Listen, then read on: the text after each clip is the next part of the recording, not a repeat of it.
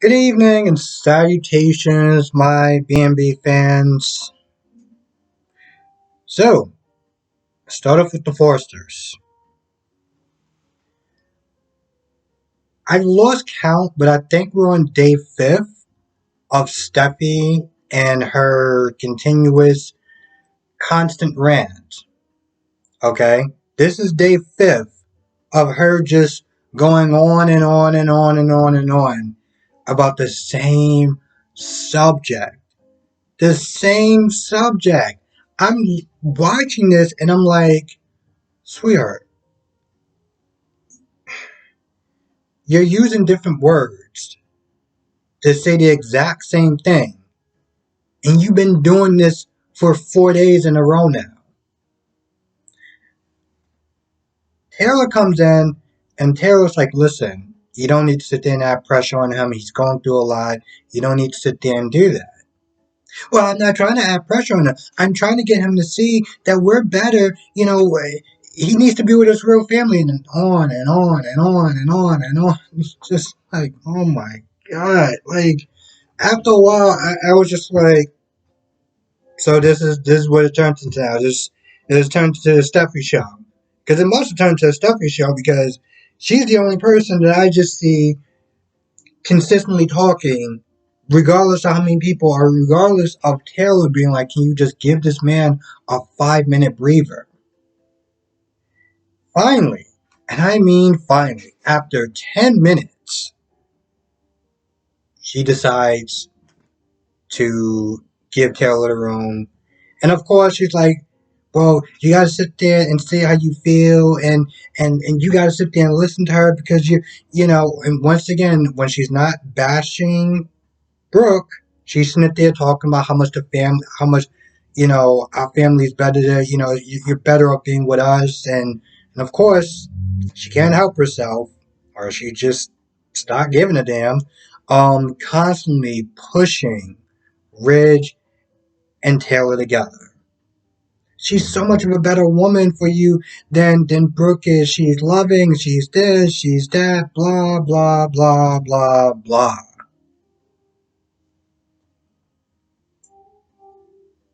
I feel so annoyed. I feel so annoyed, not really because of the scene that I saw, but I feel annoyed because I feel like I'm starting to repeat the exact same review that I did 3 goddamn days ago, or 4 or 5. I've lost count at this point. Um. Anyway, of course you got Thomas outside, making sure that Brooke can't get in. 1 second, let me read this. Oh, of course. So you got Brooke that's like, I have a right to sit there and see him. He's my husband. You're not helping your case. I just want you to know that. You're not helping your case. But Thomas is, does the exact same thing that Steffi's doing. You're no good for my dad. You did this. You did that. Yada, yada, yada, yada, yada. Blah, blah, blah, blah, blah. I guess he must have forgot the time that he stayed with Brooke after the whole, him being kind of a, psychopath. Um, but of course, that's not important right now. This is all about dumping on Brooke. Um, hell, when Brooke called, he picked the phone out of his pocket. He was like, "Yeah, he's not getting calls from you. He's not. He's not seeing you right now. Turn your ass around and go back home."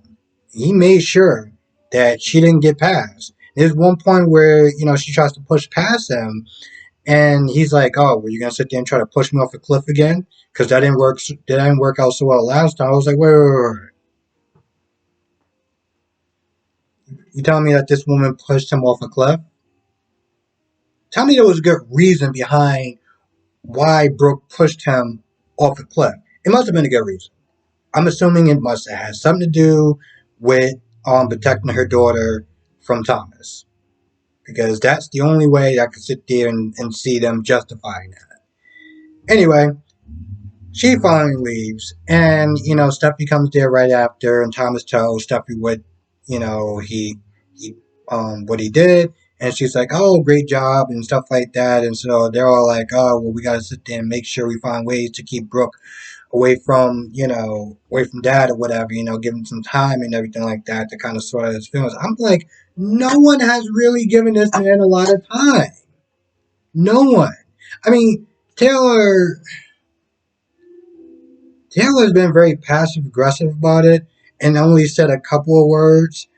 I'm just not looking at this whole situation. Steffi goes in for a good while.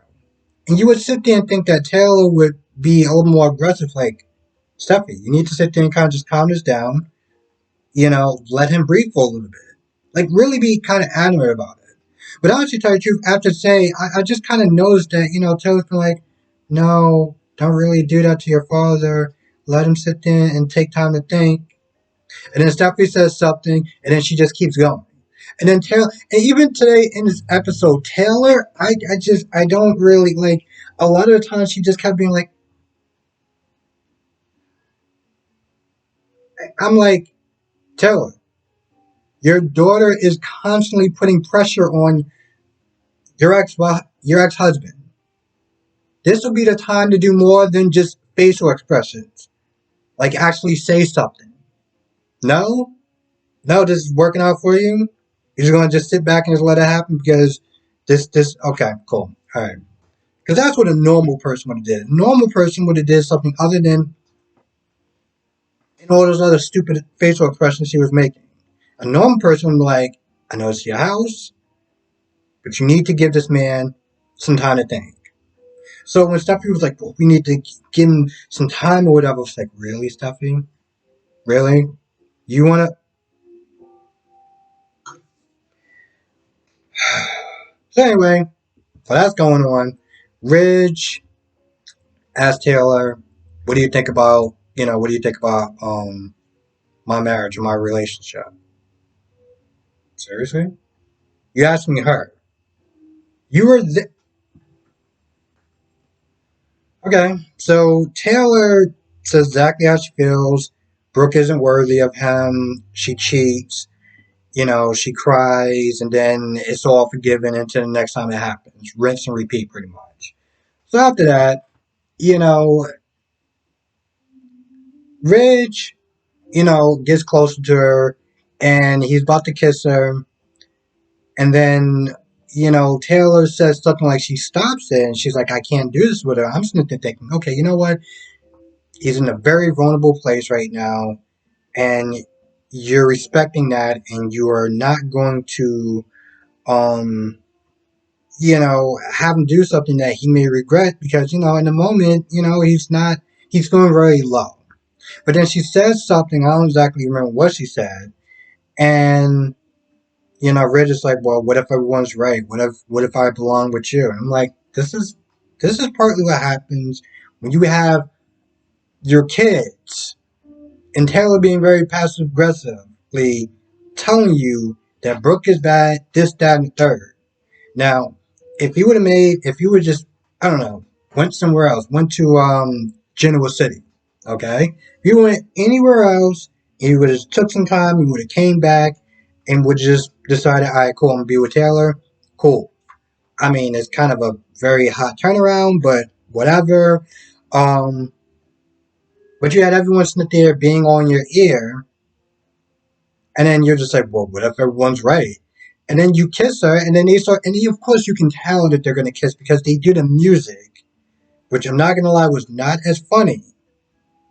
I will always go back. I honestly think the funniest moment I have to sit there and say is when Eric's erectile dysfunction got cured with honey, and he played that music. I I think that might have been the funniest thing I've ever seen in a soap opera, to be honest. But my point is, you can hear the music, so you know they're going to start kissing, and of course, they kiss. She let it happen, and they just do it, and you just get to a point, just like, so you cool with him just being like, him just rebounding right to you? You cool with that? Because I feel like in some sort of ways, if you don't give that enough time, it's kind of like, and I know it sounds kind of dickish, but I'm saying anyway, it's like Smith taking Brooks' sloppy seconds. And you're just like, nah, that's cool. Yeah, no, I'm totally cool with that. Now, Deacon is talking to Sheila, and I'm going to be honest, it doesn't really go much of anywhere. It's pretty much the same stuff that they said yesterday that, you know, getting beaten by Ridge made him look better, or whatever, or, something along those lines. I'm not going to lie, it really didn't go anywhere. Um, he was just pretty much saying the same things they were saying yesterday. And,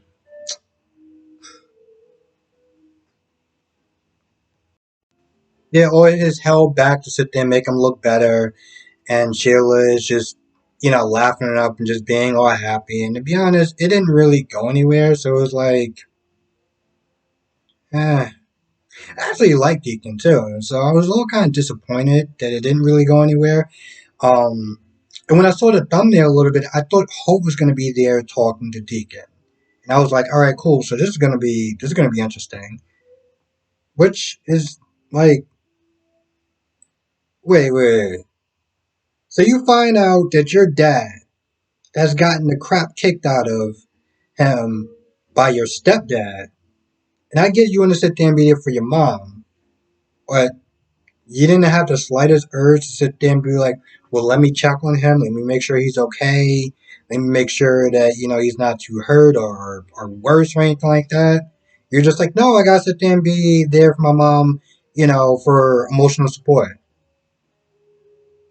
Your dad just got the crap kicked out of him. I'm pretty sure that that's something that also would probably warrant your attention, but no? Okay. And all Hope really does is sit there and worry about her mom, and Liam just is there to sit there and try to calm her down.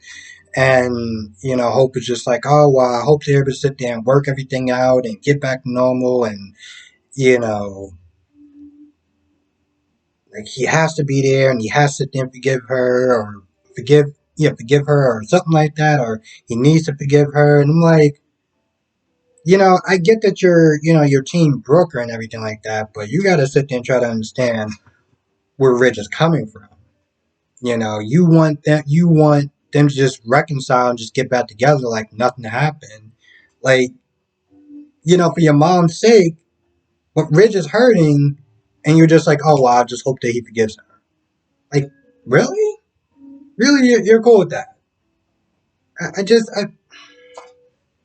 Anyway, Brooke comes back, and Brooke is like, oh, well, I couldn't sit there and see him because, you had Thomas and that they're blocking me, and Steffi was there, and now I feel like I'm losing my marriage, and my marriage is slipping through my fingers, and I'm like, well, I don't know exactly what to tell you. I mean,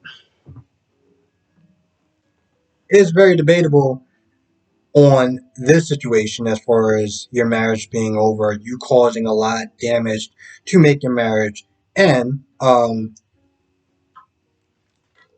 lot of ways, some people would sit there and argue that you were the cause of your relationship going downhill the minute that you decide not to respect your husband by not actually having Deacon come to the house. You could have always said, A, I just want him on, Hope's house or whatever, or B, have him meet somewhere else. You're not sitting there stopping Hope from getting to know her father, but you don't want to sit there and be on the property.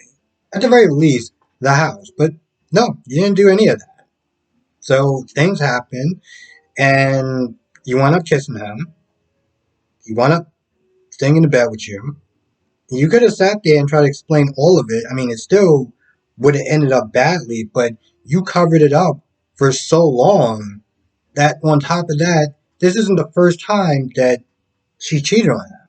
Now, yeah, I know that, Ridge has done some stuff in the past, and Taylor isn't exactly innocent either, and, Taylor shouldn't be just looked at as this paragon of perfection when, probably all the stuff that she did back then, or just the simple fact that she was away so long. Everyone, and it's funny too because I was not there reading a comic by someone, and they were like, it's very easy to sit there. It's very easy for Taylor to sit there and judge Brooke when Taylor wasn't really there for most of that stuff. Things happen, good or bad. Your reasons, other stuff that happened because you wanted it to or you didn't want it to. But it's very easy to sit there and stand on the sidelines. Sort of like a boxing match and be like, man, I could have sit there and really beat that person, but you're really doing badly or whatever. It's like, bro, you mad fresh. You're not even sitting there fighting. You're not even sitting there sweating. You're just sitting there watching. Um, and of course, all the stuff that, like I said before, Brooke was there for Thomas and Steffi, and now they're sitting there treating her like garbage, and their mother like the paragon of perfection, even though that there was times that they probably could have used their mother in their lives. But she was off helping everyone else. Sophia. Yeah, yeah.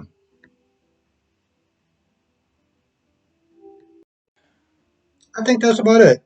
It's interesting. It took a while before these episodes started to get good.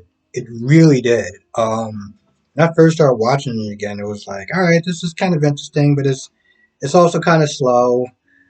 When is stuff gonna start to happen? That would be really nice. Um, Now I just need Y&R to actually kind of pick up the pace because GH is actually starting to do really good again. Days was doing good. Days was not there killing it. I can't wait for that to come back on. This, it's actually stuff that's happening. Just Y&R is like, why you gotta be that one person? That one person that just kind of just slows everything up. Next week is going to be crazy because they're going to be doing all four of the soap operas. So it should be very fun, very interesting, and yeah. So with that being said, I'm gonna go. I want to thank everyone for watching. Be safe. Let me know what your thoughts are in the comment section below. Have a great weekend, and I will see you in the next video.